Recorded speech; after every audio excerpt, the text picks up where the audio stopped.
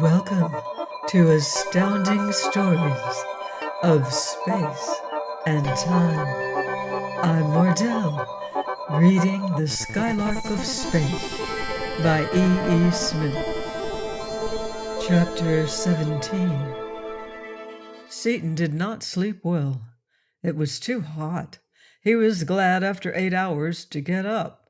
No sooner had he started to shave, however, than one of the slaves touched his arm, motioning him into a reclining chair and showing him a keen blade, long and slightly curved. Seaton lay down, and the slave shaved him with a rapidity and smoothness he had never before experienced. So wonderfully sharp was the peculiar razor. Then the barber began to shave his superior, with no preliminary treatment save rubbing his face with a perfumed oil. "Hold on a minute," said Seaton. "Here's something that helps a lot. Soap." He lathered the face with his brush, and the man with the belt looked up in surprised pleasure as his stiff beard was swept away with no pulling at all. Seaton called to the others, and soon the party was assembled in his room. All were dressed very lightly because of the unrelieved and unvarying heat, which was constant at 100 degrees. A gong sounded, and one of the slaves opened the door, ushering in servants bearing a table ready set. The earthlings did not eat anything, deciding that they would rather wait an hour or so and then eat in the Skylark. Hence the slaves had a much better meal than they otherwise would have had. During that meal, Seaton was very much surprised at hearing Dorothy carrying on a labored conversation with one of the women. "I knew you were a language shark, Dottie, but I didn't suppose you could pick up one in a day." "Oh, I can't. Just a few words. I can understand very little of what they're trying to tell me." The woman spoke rapidly to the man with the belt, who immediately asked Seaton's permission to speak to Dorothy. Running across to her, he bowed and poured out such a stream of words that she held up her hand to silence him. "Go slower, please," she said, and added a couple of words in his own language. There ensued a very strange conversation between the slave couple and Dorothy, with much talking between the man and the woman, both talking at once to Dorothy, and much use of signs and sketches. Dorothy finally turned to Seaton with a frown. "I can't make out half of what he tried to tell me, and I'm guessing at part of that. He wants you to take him somewhere, another room of the palace here, I think. He wants to get something. Now, I can't quite make out what it is, or whether it was his and they took it away from him, or whether it's something of theirs that he wants to steal. He can't go alone. Martin was right. Any of them will be shot if they stir without us. And he says, I'm pretty sure of this part, when you get there, don't let any guards come inside." "What do you think, Mart? I'm inclined to string along with this bunch, at least part way. I don't like Nal Boone's honor guard set up a bit. It smells like overripe fish." Crane concurred. Seaton and his slave started for the door. Dorothy went along. "Better stay back, Dottie. We won't be gone long." "I will not go back," she said for his ears alone. "On this damn world, I'm not going to be away from you 1 minute more than I absolutely have to." "Okay, Ace," he replied in the same tone. "You'd be amazed to find out how little there is in that idea for me to squawk about." Preceded by the man with the belt, and followed by half a dozen other slaves, they went out into the hall. No opposition was made by their going, but half a company of armed guards fell in with them as an escort, most of them looking at Seaton with a mixture of reverence and fear. The slave led the way to a room in a distant wing of the palace and opened the door. As Seaton stepped into it, he saw that it was an audience chamber or courtroom, and that it was now empty. The guards approached the door. Seaton waved them back. All retreated across the hall except the officer in charge, who refused to move. Seaton, the personification of offended dignity, stared haughtily at the offender who returned the stare with interest and stepped forward, fully intending to be the first to enter the room. Seaton, with the flat of his right hand on the officer's chest, pushed him back roughly, forgetting that his strength, great upon Earth, would be gigantic upon this smaller world. The officer spun across the corridor, knocking down 3 of his men in his flight. Picking himself up, he drew his sword and rushed, while his men fled in panic to the extreme end of the corridor. Seaton did not wait for him, but leaped to meet him. With his vastly superior agility, he dodged the falling broadsword, drove his right fist into the fellow's throat, with all the strength of arm and shoulder and all the momentum of his body behind the blow. Bones broke audibly as the officer's head snapped back. The body went high in the air, turned 2 complete somersaults, crashed against the far wall, and dropped to the floor. At this outrage, some of the guards started to lift their peculiar guns. Dorothy screamed a warning. Seaton drew and fired in one incredibly fast motion. The Mark I load obliterated the clustered soldiers and demolishing that end of the palace. In the meantime, the slave had taken several pieces of apparatus from a cabinet and had placed them in his belt, stopping only to observe for a few moments a small instrument, which he clamped to the head of the dead man. He led the party back to the room they had left, and set to work upon the device he had built. During the sleeping period, he connected it, in an extremely intricate network of wiring, with the pieces of apparatus he had just obtained. "Whatever that is, it's a nice job," Duquesne said admiringly. "I've built complex stuff myself, but he's got me completely lost. It'd take a week to find out where some of the stuff is going and what it's going to do when it gets there." Straightening up, the slave clamped several electrodes to his head and motioned to Seaton and the others, speaking to Dorothy as he did so.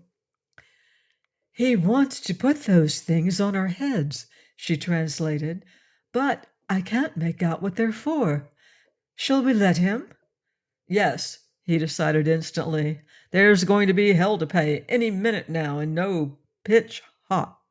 I got us in too deep to back out now. Besides, I've got a hunch. But of course I'm not trying to decide for any of you. In fact, Dot, it might be smart if you—" "I'm not smart, Dick. Where you go, I go," Dorothy said quietly, and bent her auburn head to be fitted. "I do not relish the idea," Crane said. "In fact, I do not like it at all. But under present circumstances, it seems the thing to do." Margaret followed Crane's lead, but Duquesne said with a sneer, "Go ahead, let him make zombies of you. Nobody wires me up to a machine I can't understand."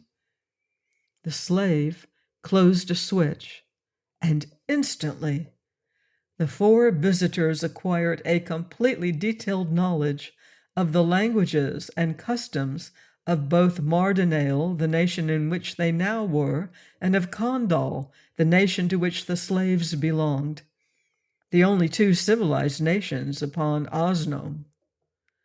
While amazement at this method of instruction was still upon the Earthmen's faces, the slave, or as they now knew him, Dunark, the Kofedix, or Crown Prince of Condal, began to remove the helmets. He took off the girls' and Crane's.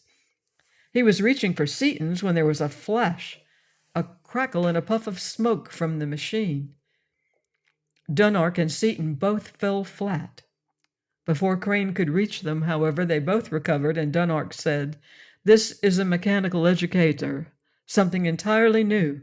We've been working on it several years, but it is still very crude. I didn't like to use it, but I had to warn you of what Nalboon is going to do, and to convince you that saving your own lives would save ours as well. But something went wrong, probably because of my hasty work in assembly. Instead of stopping at teaching you our languages, it shorted me and Dick together completely." "What would such a short do?" Crane asked. "I'll answer that, Dunark." Seaton had not recovered quite as fast as the Condalian, but was now back to normal. All it did was print in the brain of each of us, down to the finest detail, everything that the other had ever learned. It was the completeness of the transfer, that put us both out for a minute." "I'm sorry, Seaton, believe me." "Why?" Seaton grinned. "It's taken each of us all of our lives to learn what we know. Now it's doubled. We're both way ahead, aren't we?" "I certainly am, and I'm very glad that you take it that way, but time presses." "Let me tell 'em," Seaton said. "You aren't exactly sure which English to use yet, the one I talk or the one I write, and neither you nor we can think very fast yet in the other's language. I'll boil it down. This is Crown Prince Dunark of Condal. The other 13 are relatives of his, princes and princesses. Nalboon's raiders got them while they were out hunting, using a new kind of nerve gas so they couldn't kill themselves, which is a good technique in these parts. Condal and Martinale have been at war for over 6,000 years, a war with no holds barred. No prisoners except to find out what they know, no niceties. Having found out what these Condalians knew, Nalboon threw a party, a Roman circus really, and was going to feed them to some pet devilfish of his, when those armored flying animals, Carlano they call them, smelled them and came into the picture. You know what happened then. These people were aboard Nalboon's plane, the one we eased down to the ground. You'd think Nalboon would think he owed us something, but—" "Let me finish," Dunart cut in. "You simply will not do yourself justice. Having saved his life, you should have been guests of the most honored kind. You would have been anywhere else in the universe, but no Mardinalian has or ever has had either honor or conscience. At first Nalboon was afraid of you, as we all were. We thought you were from the 15th sun, now at its closest possible distance. And after seeing your power, we expected annihilation. However, after seeing the Skylark as a machine, learning that you were short of power, and finding you gentle, weak, he thinks, that is, how wrong he is, instead of bloodthirsty, Nalboon decided to kill you and take your ship with its wonderful new power. For while we Osnomians are ignorant of chemistry, we know machines, and we know electricity. No Osnomian has ever had any inkling that such a thing as atomic energy exists. Nevertheless, after his study of your engines, Nalboon knows how to liberate it and how to control it. With the Skylark he could obliterate Condal, and to do that he would do anything. Also he, or any other Osnomian scientist, including myself, would go to any length, would challenge First Cause itself to secure even one of those small containers of the chemical you call salt. It is the scarcest, most precious substance in our world. You actually had more of it at the table than the total previously known to exist upon all Osnome. Its immense value is due not to its rarity, but to the fact that it is the only known catalyst for our hardest metals. You now know why Nalboon intends to kill you, and nothing you can do or not do will alter that intent. His plan is this. During the next sleeping period, I simply can't use your word night, there is no such thing on Osnome, he will cut into the Skylark and take all the salt you have in it. The interrupted circus will be resumed with you Tellurians as principal guests. We Condalians will be given to the Carlono. Then you 5 will be killed and your bodies smelted to recover the salt that is in them. This is the warning I had to give you. Its urgency explains why I used my crude educator. In self-defense, I must add this. The lives of you 5 Tellurians are not of paramount importance. The lives of us 14 Condalians much less so. We are all expendable. The Skylark, however, is not. If Nalboon gets her, every living Condalian will die within a year. That fact and that fact alone explains why you saw me, the Cofidix of Condal, prostrate myself before Nalboon of Mardinale, and heard me order my kinsman to do the same. How do you, prince of another nation, know all these things? Crane asked. Some are common knowledge. I heard much while aboard Nalboon's plane. I read Nalboon's plan from the brain of the officer Dick killed. He was a colonel of the guard and high in Nalboon's favor. He was to have been in charge of cutting into the Skylark and of killing and smelting you five." "Well, that clears things up," Seaton said. "Thanks, Dunark.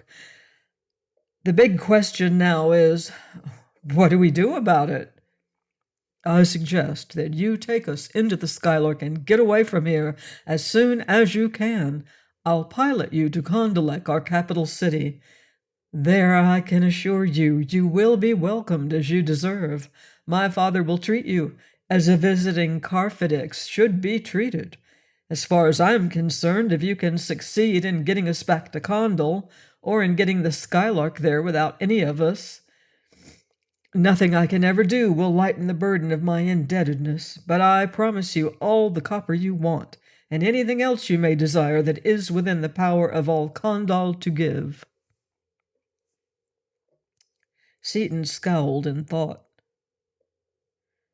"Our best chance is with you," he said finally, "but if we give you atomic power, which we would be doing if we take you back home, Condal will obliterate Mardenale, if you can." "Of course." "So, ethically, perhaps we should leave you all here and try to blast our own way to the Skylark, then go on about our own business." "That is your right."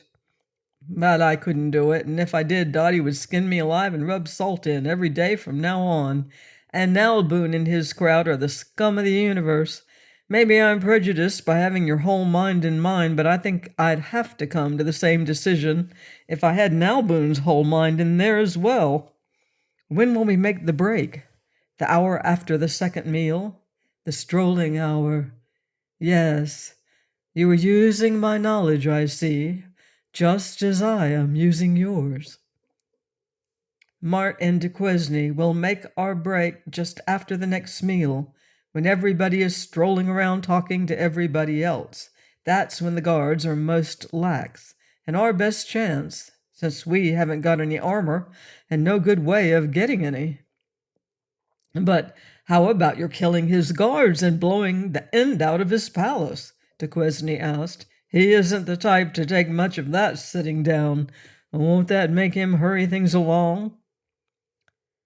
"We don't quite know, either Dunark or I. It depends pretty much on which emotion is governing, anger or fear. But we'll know pretty quick. He'll be paying us a call of state pretty soon now. We'll see what he acts like and how he talks. However, he's quite a diplomat and may conceal his real feelings entirely. But remember, he thinks gentleness is fear. So don't be surprised if I open up on him. If he gets the least bit tough, I'll cut him down to size right then." "Well," Crane said, "if we have some time to wait, we may as well wait in comfort, instead of standing up in the middle of the room. I, for one, would like to ask a few questions." The Tellurians seated themselves upon divans, and Dunark began to dismantle the machine he had built. The Condalians remained standing behind their masters until Seaton protested. "Please sit down, everybody. There's no need of keeping up this farce of your being slaves as long as we're alone." "Perhaps not, but at the first sign of a visitor we must all be in our places. Now that we have a little time and are able to understand each other, I will introduce my party to yours. Fellow Condalians, greet Carfidix Seaton and Carfidix Crane of strange and extremely distant planet called Earth." He and his group saluted formally. "Greet also the noble ladies, Miss Vanneman and Miss Spencer, soon to become Carfidir Seaton and Carfidir Crane, respectively." They saluted again. "Guests from Earth, allow me to present the Cofidir Sitar, the only one of my wives, who was unfortunate enough to be with me on our ill-fated hunting expedition." One of the women stepped forward and bowed deeply to the four, who returned the compliment in kind. Ignoring Duquesne as a captive, he went on to introduce the other Condalians as his brothers, sisters, half-brothers, half-sisters, and cousins, all members of the ruling house of Condal. Now, after I have had a word with you in private, Dr. Seaton, I will be glad to give the others any information I can. I want a word with you too, Junior. I didn't want to break up your ceremony by arguing about it out there, but I am not, never was, and never will be a Carfidix, which word, as you know, translates quite closely into emperor. I'm merely a plain citizen. I know that. That is, I know it in a way from your own knowledge, but I find it impossible to understand it or to relate it to anything in my own experience, nor can I understand your government. I fail entirely to see how it could function for even one of your years without breaking down. On Osnome, Dick, men of your attainments and Martin's are Carfado. You will be, whether you want to or not. Ph.D., Doctor of Philosophy, Carfidix of Knowledge. Ah, pipe down, Dunark, forget it.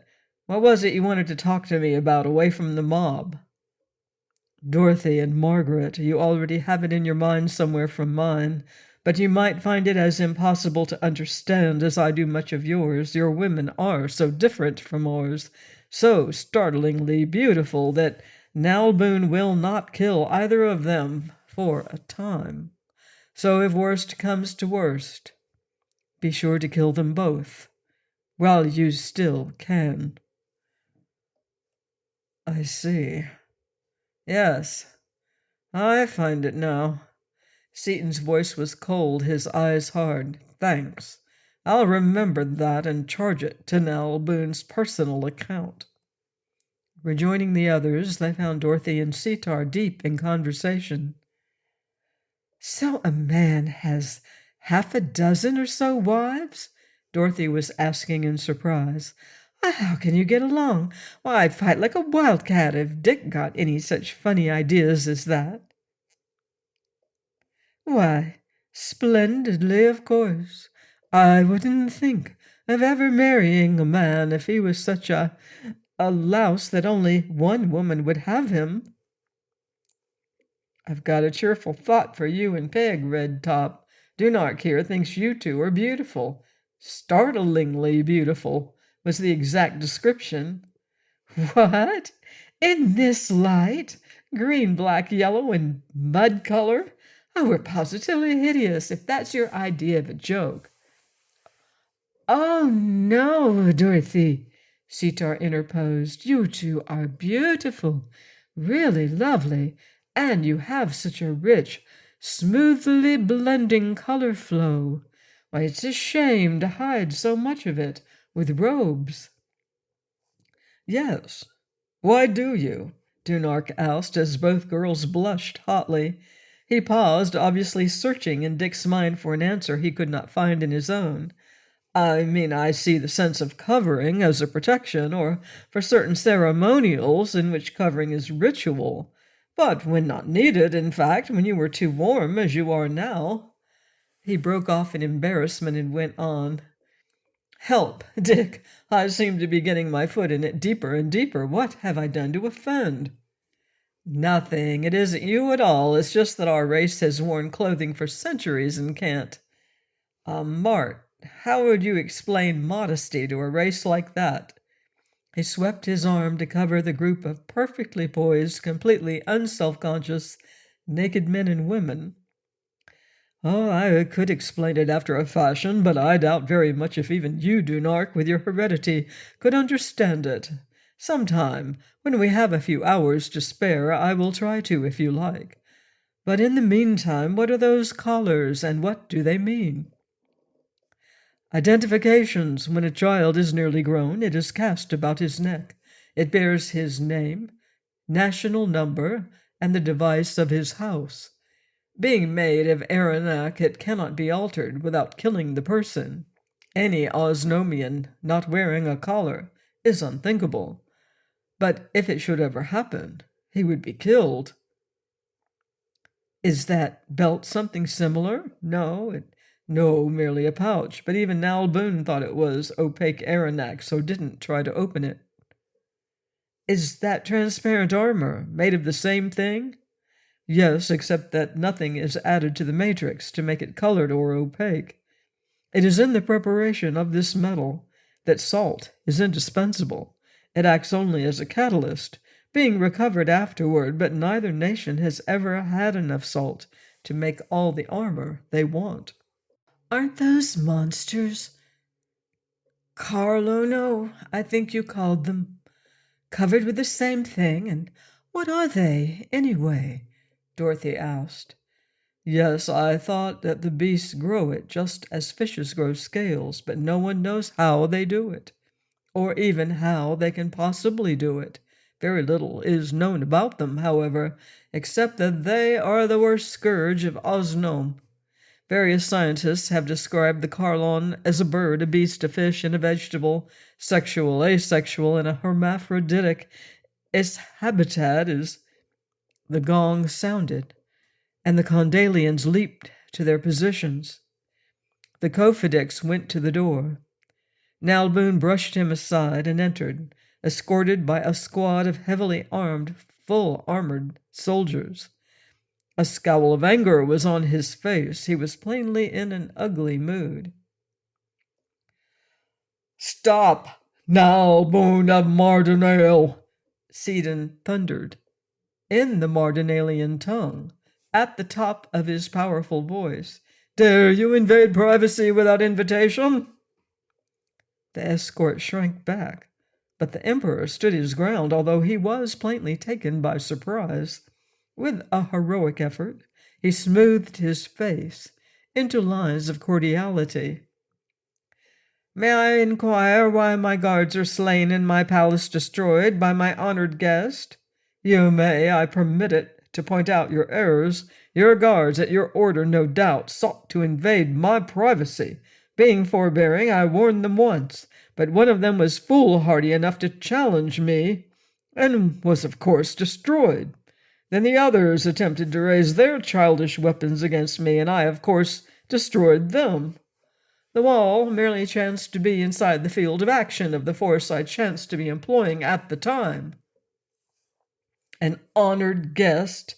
Bah! No, Nalboon, and when you seek to treat as captive a visiting Domak of my race, you lose not only your own life, but the lives of all your nation as well. Do you perceive your errors?" Anger and fear fought for supremacy on Nalboon's face, but a third emotion, wonder, won. He, Nalboon, was armed. He had with him a score of armed and armored men. The stranger had nothing. The slaves were less than nothing. Yet he stood there, arrogantly confident, master of the planet, the solar system, and the universe, by his bearing. And how? How had he completely obliterated 50 armed and armored men and 1,000 tons of stone and ultra-hard metal? Nalboon temporized. "May I ask how you, so recently ignorant, know our language? You may not. You may go." Please join me next time for another exciting chapter in The Skylark of Space by E. Smith, here on Astounding Stories of Space and Time. Until then, watch the skies.